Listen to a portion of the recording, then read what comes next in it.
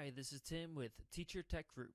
Today we're going to look at how to use Google Drive to make surveys and quizzes. If you don't have a Google account, you'll want to sign up for one. It's very easy to do and well worth it with all the free tools they provide. So once you're signed in, you'll want to go to the top and click on Drive in the top navigation. It'll bring you to a page that looks much like the page you're seeing on the screen in front of you. Now we'll want to go to the left side and click on the red box that says Create.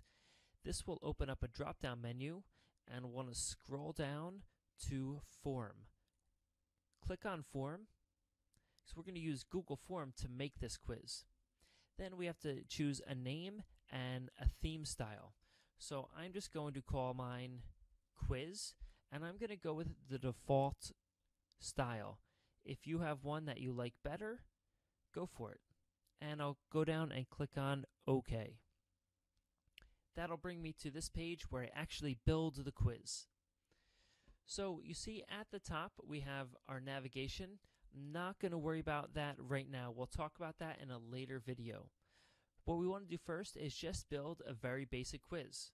So let's go down to where we do that. So you see I have the name quiz because I already named it. Then I can add a description if I want people to have more information or I think they need more information. In this case, they don't. And then I'll go and enter my questions. So the first question box is set up for me. I have the question title, help text, and question type. So with the first question, I'm not actually going to make it a quiz question.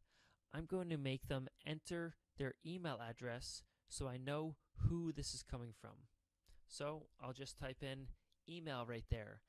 And I can add help text. I can type in this box, enter your email address if I wanted to, but I think it will be self-explanatory for my students. Below that, I have the question type.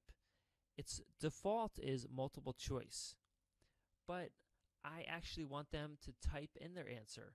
So I'll click on the drop-down icon and I'll go to text. Text will require them to type in an answer. And then I will go and click on the box next to required question because I want this to be mandatory. Then I'll click done. And that's the first field that they will need to enter. On the right side, you see there's a little pen for edit if I decide I want to change this, a duplicate icon, and a trash icon if I want to get rid of it. But I just want to add one more question because this is going to be a very basic quiz just to demonstrate how do you do it. So I'll go to add item, click the drop down, and from here I choose what kind of question I want. I just want a basic multiple choice question. So let's click on multiple choice. And then I'll type in a very basic question. What number is between 1 and 3?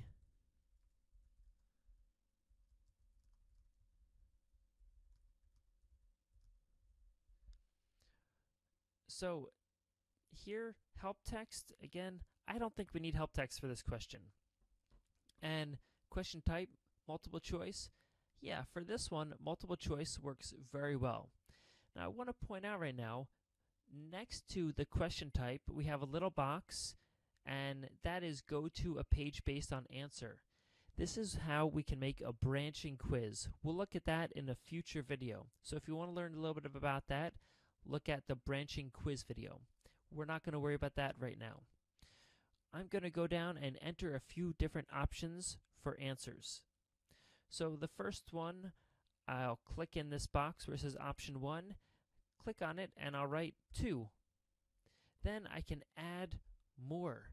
So I'll go to the box below that, click inside of it, and click 4. Ooh, make sure I highlight all that and click 2.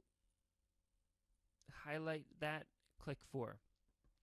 Now you can see it automatically gives me an option to add another box. So I just click in the box below, highlight everything, and click 6. Now you see below that I have another box. I can keep adding questions, but I'm not going to. I'm just going to go with 3 different choices on this. Below, I also want this question to be mandatory. So they have to answer that if they want to submit the quiz. And I'll click Done. Then for now, that's my entire quiz. They just have to enter their email address, enter this one question, and we're done. Now, if you aren't familiar with your students, you might want them to also enter their name. So you might have a name field, an email field, and then the required questions. But with this one, I know my student names and their emails. I just want to know who the responses are coming from. Now, if we go below that to the bottom of the page, we have the confirmation page. And we can personalize a confirmation message. So the basic one, the default, is your response has been recorded.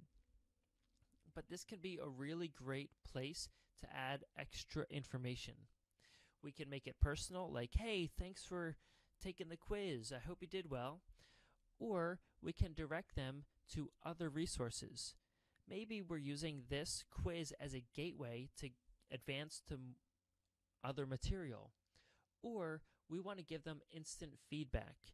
And we can enter the feedback, maybe the correct answers for the quiz, right in this box. Or we can also put links to other websites and other resources in this box. We'll look at that in another video. Below that, we have some options. The first default is show link to submit another response, publish and show a link to the responses of this form, and allow responders to edit responses after submitting. I'm going to keep the default because I don't want them to be able to change the answers after. And let's click on Send Form. From here, we have some options. We can go to Link to Share, and I could highlight this and give them this link. They would click on this in my website, and they would be brought to the page to fill out their responses. I can also embed it on my website by getting the embed code. Copy and paste this into my website. Or I can share it through email, Google+, Facebook, or Twitter. We'll look at the sharing options in a later video.